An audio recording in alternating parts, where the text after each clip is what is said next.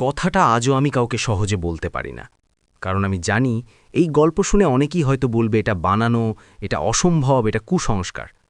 কিন্তু আমি নিজের চোখে যা দেখেছি, নিজের কানে যা শুনেছি, তা অস্বীকার করার ক্ষমতা আমার নেই। ঘটনাটা আজ থেকে প্রায় 7 বছর আগের। তখন আমি বিশ্ববিদ্যালয়ে পড়ি, সেমিস্টার শেষ হয়ে গেছে, তাই কয়েকদিনের জন্য শহর থেকে আমাদের গ্রামে ফিরে যাই। আমাদের গ্রামটা ছিল খুবই শান্ত। চারদিকে ধানক্ষেত, পুকুর, পুরনো বটগাছ আর একটু দূরে একটা বড় বাঁশঝাড়। দিনের বেলায় জায়গাটা যতটা সুন্দর লাগত, রাতের বেলায় ঠিক ততটাই ভয়ঙ্কর হয়ে উঠত। গ্রামে যাওয়ার পর প্রথম 2 দিন বেশ ভালোই কাটছিল, কিন্তু তৃতীয় দিন রাত থেকেই অদ্ভুত একটা ব্যাপার শুরু হয়। সেদিন রাত প্রায় 12টা হবে। আমি খাওয়া দাওয়া শেষ করে ঘরে শুয়ে আছি। চারদিকে গভীর নীরবতা। হঠাৎ দূর থেকে একটা বাঁশির শব্দ কানে এলো। প্রথমে আমি ভাবলাম গ্রামের কোনো ছেলে হয়তো মজা করছে, কিন্তু অদ্ভুত বিষয় হলো সেই বাঁশির সুরটা ছিল একেবারে অস্বাভাবিক। শুনলেই মনে হচ্ছিল যেন কেউ খুব দূর থেকে ডাকছে। না, সেটা কোনো আনন্দের সুর না। ওই সুরে ছিল কেমন একটা শূন্যতা, একটা ঠান্ডা মৃত অনুভূতি। আমি উঠে জানালার কাছে গেলাম। বাইরে তখন হালকা কুয়াশা, চাঁদের আলোয় পুরো উঠানটা ফ্যাকাশে সাদা হয়ে আছে, কিন্তু আশেপাশে কাউকে দেখা গেল না। পরদিন সকালে নাস্তার টেবিলে বসে আমি বিষয়টা মাকে বললাম। মা চুপ হয়ে গেল। তারপর খুব নিচু গলায় বলল, রাতে যদি আবার ওই বাঁশির শব্দ শুনিস, জানালার কাছে যাবি না। আমি অবাক হয়ে জিজ্ঞেস করলাম, কেন, কি বাঁশি বাজায়? মা কিছুক্ষণ চুপ করে থেকে বলল, সব কিছু না জানাই ভালো। মায়ের এরকম আচরণে আমার কৌতূহল আরও বেড়ে গেল। সারাদিন গ্রামের কয়েকজনের সঙ্গে গল্প করে বুঝলাম এই বাঁশির গল্প সবাই জানে, কিন্তু কেউ খোলাখুলি বলতে চায় না। শুধু পাশের বাড়ির বৃদ্ধ করিম চাচা আমাকে আলাদা ডেকে বললেন, বাবা, তোমরা শহরের ছেলেপুলে এসব বিশ্বাস করো না জানি, কিন্তু ওই বাঁশির সুর শুনে কেউ যদি ঘর থেকে বেরোয়, সে আর আগের মতো ফিরে আসে না। আমি হেসে বললাম, মানে, মানুষ হারিয়ে যায় নাকি? করিম চাচা আমার চোখের দিকে তাকিয়ে বললেন, হারায় না, ফিরে আসে, কিন্তু বদলে যায়। তার কথাটা শুনে আমার বুকের ভেতর কেমন যেন ঠান্ডা হয়ে গেল। সেই রাতেই আমি ঠিক করলাম, আজ যদি আবার বাঁশি বাজে, তাহলে আমি দেখব ব্যাপারটা আসলে কি। রাত তখন প্রায় 1টা। আমি ইচ্ছে করেই ঘুমাইনি। ঘরের বাতি নিভিয়ে চুপচাপ শুয়েছিলাম। হঠাৎ আবার সেই সুর দূর থেকে ভেসে আসছে, ধীরে, টানা, এক অদ্ভুত করুণ সুর। আমি ধীরে ধীরে উঠে বসলাম। দেখলাম আমার ঘরের দরজাটা আস্তে আস্তে কাঁপছে। বাতাস নেই, তবুও দরজাটা যেন কেউ বাইরে থেকে খুব আলতো করে ঠেলছে। আমার গলা শুকিয়ে গেল, তবুও সাহস করে দরজা খুললাম। বাইরে বেরোয় দেখি পুরো উঠান ফাঁকা, কিন্তু বাঁশির শব্দ এবার অনেক পরিষ্কার। মনে হলো শব্দটা আসছে বাড়ির পেছনের বাঁশঝাড় থেকে। আমি ধীরে ধীরে হাঁটতে লাগলাম। পা যত সামনে যাচ্ছিল, বাঁশির সুর তত জোরে শোনা যাচ্ছিল। চারপাশে কুকুরের ডাকা নেই, ঝিঝি পোকার শব্দ নেই, যেন পুরো গ্রাম মৃত হয়ে গেছে। বাঁশঝাড়ের কাছে পৌঁছে আমি থেমে গেলাম, কারণ আমি দেখলাম বাঁশগুলোর ফাঁক দিয়ে একটা সাদা কাপড় পরা লোক দাঁড়িয়ে আছে। তার পিঠটা আমার দিকে। চাঁদের আলোয় শরীরটা অস্পষ্ট লাগছিল, কিন্তু বোঝা যাচ্ছিল সে খুব লম্বা, স্বাভাবিক মানুষের চেয়ে অনেক বেশি লম্বা। আর সেই লোকটাই বাঁশি বাজাচ্ছে। আমার বুক ধরফর করতে লাগল। আমি চিৎকার করে বলতে চাইলাম, কে ওখানে? কিন্তু গলা দিয়ে শব্দ বের হলো না। ঠিক তখনই লোকটা ধীরে ধীরে বাঁশি বাজানো থামালো। তারপর কোনো শব্দ না করে মাথাটা ঘুরিয়ে আমার দিকে তাকালো। বন্ধু, আজও আমি সেই মুখটা ভুলতে পারিনি। ওটার মুখে কোনো চোখ ছিল না। চোখের জায়গায় ছিল দুটো কালো গর্ত। ঠোঁট ছিল না, শুধু একটা কাটা হাসির মতো দাগ। আর মুখের চামড়া এমনভাবে টান টান ছিল, যেন কেউ শুকনো চামড়া টেনে খুলির ওপর আটকে দিয়েছে। আমি পিছিয়ে যেতে চাইছিলাম, কিন্তু পারছিলাম না। মনে হচ্ছিল আমার পা মাটির সঙ্গে আটকে গেছে। লোকটা আমার দিকে তাকিয়ে আবার বাঁশিতে ফু দিল। এইবার সুরটা আর আগের মতো ছিল না। এইবার মনে হলো সুরটা আমার মাথার ভেতর বাজছে, আমার কানের ভেতর, মস্তিষ্কের ভেতর, যেন কেউ আমাকে ডাকছে, এগিয়ে আয়। আমি স্পষ্ট শুনলাম, কিন্তু ঠোঁট নড়ছিল না তার। তবুও আমি শুনতে পাচ্ছিলাম, এগিয়ে আয়।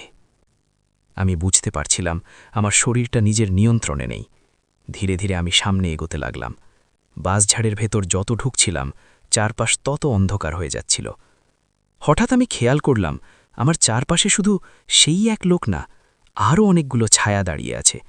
সাদা, কালো, কুঁজো, লম্বা, কারো মুখ দেখা যায় না, কিন্তু সবাই যেন আমার দিকেই তাকিয়ে আছে। আমার নিঃশ্বাস বন্ধ হয়ে আসছিল। ঠিক তখনই দূর থেকে একসঙ্গে কয়েকটা আজানের শব্দ ভেসে এলো। মনে হলো গ্রামের একাধিক মসজিদ থেকে ফজরের আজান শুরু হয়েছে। আর সঙ্গে সঙ্গে সবকিছু বদলে গেল। বাঁশির সুর থেমে গেল, চারপাশের ছায়াগুলো মিলিয়ে যেতে লাগল। আর সেই লম্বা সাদা লোকটা আমার দিকে এমন এক ভয়ঙ্কর দৃষ্টিতে তাকালো যেন আমি তার শিকার হয়ে হাত ছাড়া হয়ে গেছি। পরের মুহূর্তেই আমি কিছুই দেখতে পেলাম না। মাথা ঘুরে আমি মাটিতে পড়ে গেলাম। যখন জ্ঞান ফিরল তখন দেখি আমি আমাদের বাড়ির উঠানে শুয়ে আছি। চারপাশে গ্রামের অনেক মানুষ। মা আমার মাথায় পানি দিচ্ছে আর করিম চাচা কোরআন পড়ছেন। আমি চোখ খুলতেই মা কান্না করে আমাকে জড়িয়ে ধরল।